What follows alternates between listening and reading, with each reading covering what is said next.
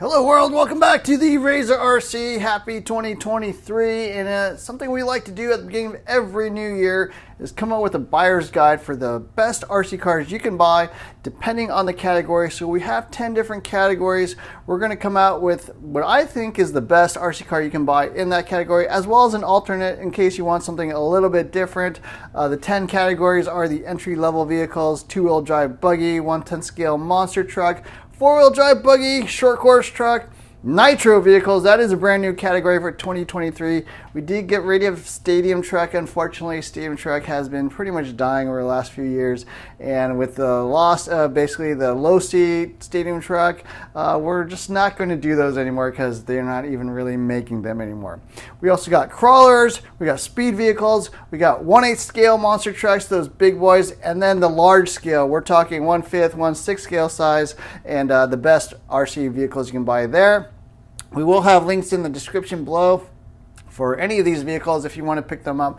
They do help out the channel, but of course, buy them wherever you would like, at your local hobby shop or whatever. If you're new to RC and wondering what should you get, you're interested in RC cars, maybe you have a child that is interested in them, this is the vehicle I would recommend. This is kind of a new line for Arrma, the Arrma Boost line. They make 3 different versions. They make a short course truck like the Senton here. They also make a stadium truck, the Vortex, as well as a little monster truck called the Granite. These have only been out for a few months, but the cool thing about this is they're actually based on the four-wheel drive vehicle. So they got all the durability and the improvements, all the upgrades you can get for the four-wheel drive vehicles, but they come in a much cheaper two-wheel drive version and they are under $200. The most awesome thing about these is you can upgrade them. So if you start out with a basic Boost two-wheel drive vehicle, you can go to brushless, you can add four-wheel drive. So a lot of upgrade paths if you decide to expand and continue your RC career. So yeah, in the entry-level category, I do like the Boost line. Particularly I like the Senton because it's just a little bit bigger, a little bit easier to drive. If you're not interested in the Arrmas, you can always go with a Traxxas Rustler or a Traxxas Slash. Again, 2 very good vehicles. I personally like the Rustler a little bit better than the Slash. Just handles a little bit better, a little bit lower to the ground, rolls a little bit less. So yeah, I think that's an excellent choice as well. But yeah, my pick in the entry-level category is the Arrma Boost lineup. Two-wheel drive 1/10 scale race buggies is the most popular racing class in the world, and the most popular racing buggy in the world is the Team Associate B6.4. It does come in 2 different versions, a B6.4D dirt version, as well as a carpet and AstroTurf regular B6.4. Great little buggy. It's been around for a really long time. Team Associate pretty much leads the class, I think, in two-wheel drive buggy. They got the most world championships. They have the most drivers. Just an excellent vehicle all the way around. They do make updates every year, so if you're familiar with the Team Associate line, they do make little improvements and they just get better and better. High durability, as well as actually pretty low cost, makes it a really great choice, as well as excellent parts support. So wherever you are, at least within the US, you can definitely get Team Associate parts. Always keep your buggy up and running and be leading there near the front of the class. Now, as an alternate, I do like the Schumacher Cougar LD2. That's my personal buggy that I like to race the most over even the B6.4, but it's really more of a carpet or AstroTurf type vehicle. They do make a spec version as well for those 17.5 turn spec motor classes out there. Again, an excellent choice, but a little bit harder to get parts and team support and that kind of thing. So if you want something a little bit different, you can go with the Team Schumacher Cougar LD2 as well.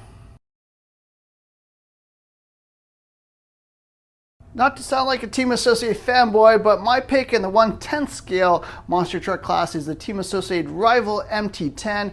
Great little monster truck. It's been around for about 3 years now, but they did just release a V2 version with an updated body. Really catchy looking paint scheme on that truck. Rival MT10.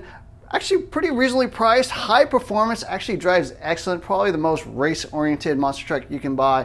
Pretty good durability. They did make some little updates to the arms through the years. When it first came out, it did have some issues, but I think they fixed that. So it's just fast, reasonably priced, great performance. So yeah, my pick in the 1/10 scale monster truck category is the Team Associate Rival MT10. Now as an alternate, the Arrma Granite 4x4 3S BLX is a great choice. Has durable, great part support, fully capable, and really excellent truck all around. The other big race class is 1/10 scale electric four-wheel drive buggy, and my pick is the team associated B74.2. Just like its two-wheel drive version, it does come in two different variants, the B74.2D, which is the dirt version, and the regular B74.2 like we have here in the carpet and AstroTurf version. This was recently updated, finally, in my opinion, kind of got up to snuff with the other four-wheel drive electric buggies out there like the X-Ray, the TLR. The previous version was a little bit slow, I think a little bit heavy, not so much good for spec racing, but the B74.2, I think they did an excellent job. Fast, capable, durable, easy to get parts, great team support, all that good stuff that you get with the Team Associate brand. As an alternate, I do like the X-Ray XB4.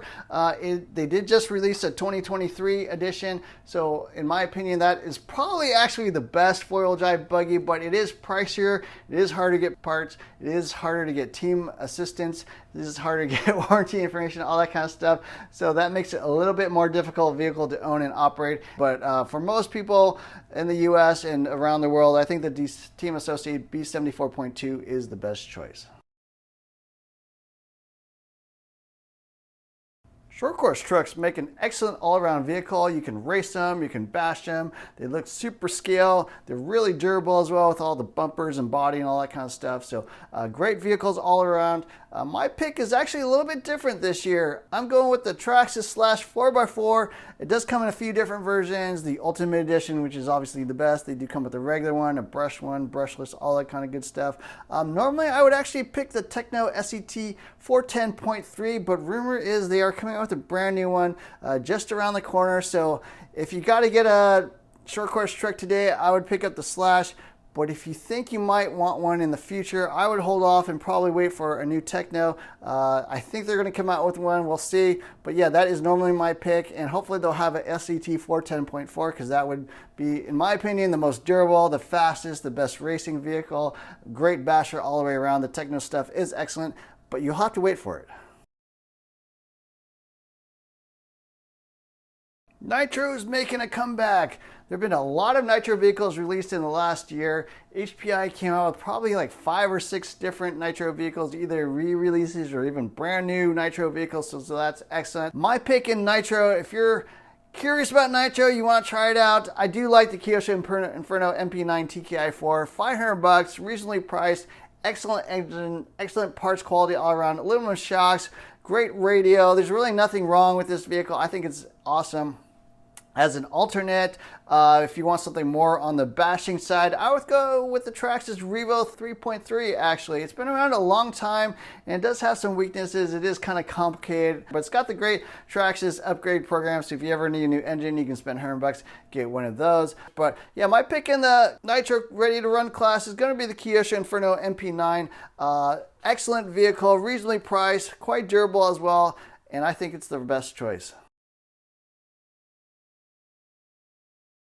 Crawlers are super popular, especially during 2020 through 2022 for obvious reasons. People are stuck at home doing things by themselves, so crawlers have gotten immensely popular. I do like the Traxxas TRX4 the best. It does come in a lot of different variations, including a 6x6 version, comes in a sport version, comes in a kit. It's got lockable diffs, a lot of different options, upgrades, and support for that vehicle. And that's why I think it is the best crawler you can get on the market today.